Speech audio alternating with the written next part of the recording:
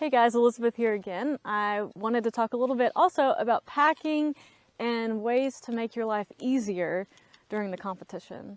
So I have Steve here, and he's going to show us the back of his Jeep, what he's got going on for organization, because organization is going to be a key to your success in everything that you do. And that includes the way that you pack your vehicle and the way that you pack your bags. Everything should have a place, and you should know where that place is.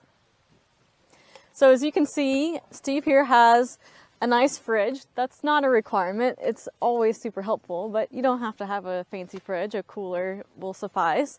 And you also don't have to have a $2,000 fancy drawer system either. You can have an organized plastic drawer system. As long as you know where everything is, that's the most important part.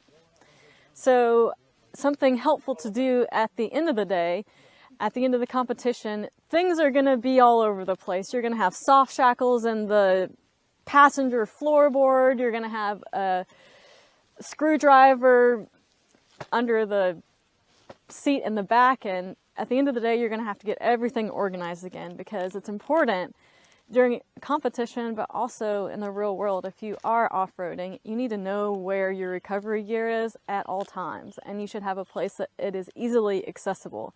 If your recovery gear is back here shoved up under your wheel well or something, if you are in a situation where you need that recovery gear, you're not going to be able to get to it. So you need to have everything in a place that's accessible.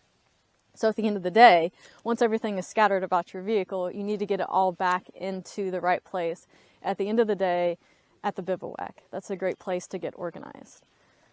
Now, as far as packing goes, I'm just going to talk a little bit about general packing, about clothing and things of that nature. So me personally, I want fresh shirts, fresh underwear, and fresh socks every day.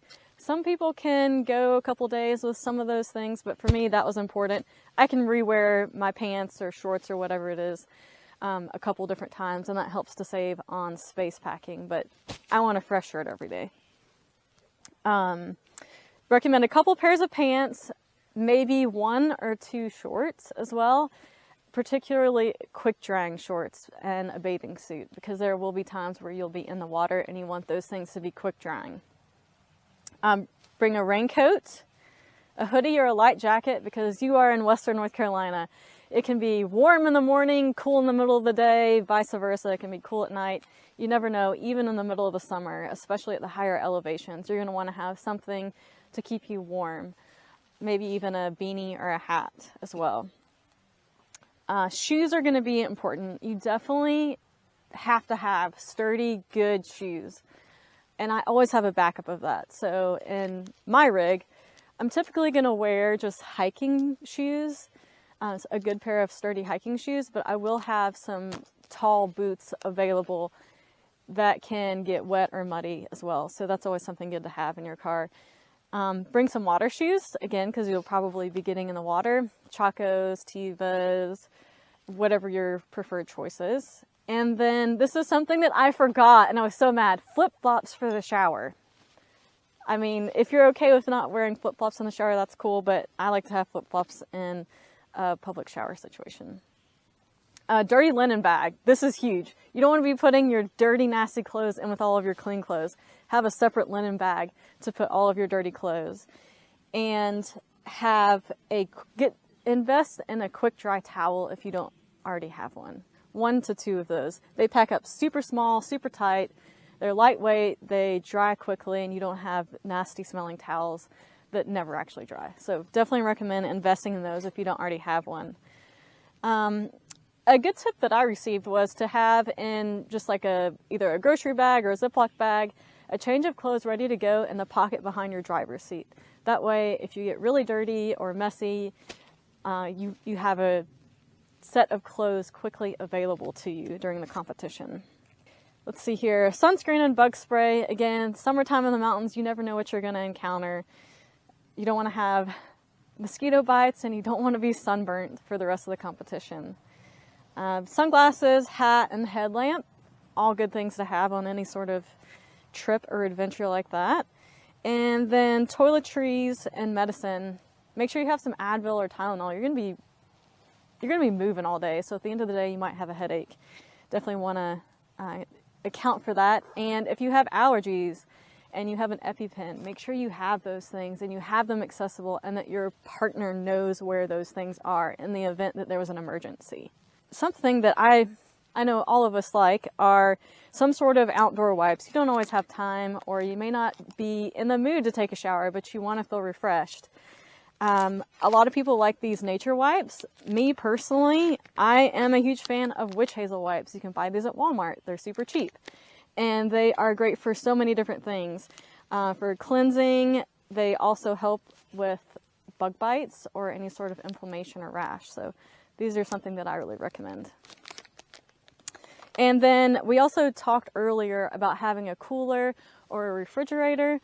Definitely nice to store all of your snacks, but I recommend having either a soft pack cooler or just some sort of small bag in the back seat for each day's snacks. That way they're easily accessible by the navigator, the co-driver. They're going to help make sure that everybody stays well hydrated and fed. And again, you may not have an opportunity to stop. Get all your stuff out, get in the back. These are all things that are going to save you time. Have something easily accessible in the back seat. And also recommend packing things like plasticware, napkins, paper plates, stuff like that. Okay, so I want to talk about something else as far as packing goes. There are some things that every person should have in their vehicle and know where they are. We've talked about recovery gear. Knowing what recovery gear you have, where it goes, and having it easily accessible. Two other important things: you need to have a fire extinguisher and you need to have a first aid kit. And everybody in your vehicle needs to know where these things are. That way, if it is your vehicle and you are the person in trouble, someone else can come and assist you quickly.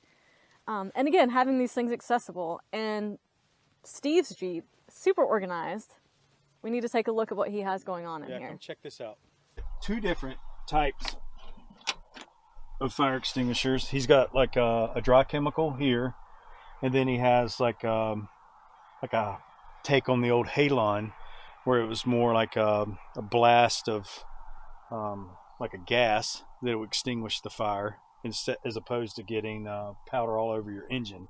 So he's got one type on this roll bar, and then he keeps the other type here, and these are both quick disconnect type setups.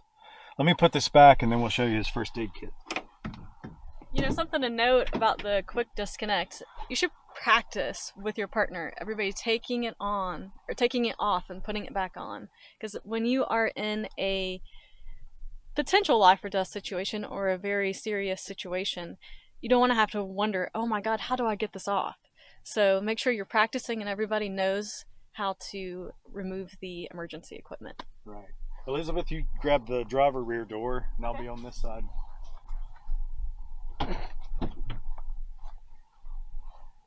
So again, we're here with Steve's Jeep, and he's got your standard first aid kit behind his driver headrest, and then he has like a trauma kit. Same company, but two different types.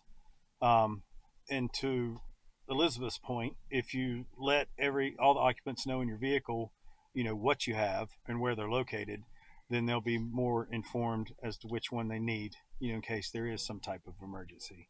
But this is a great place to keep your first aid kit in any vehicle, because it's easily accessible, it's visible. You know, if someone that doesn't know your vehicle, they can, you know, readily see these. You know, if they're looking for a first aid kit, they're easily going to see this, no matter what. And easily identifiable. Yep. We have something here to identify. This is an emergency kit. Yeah, wrong choice, whatever. Awesome.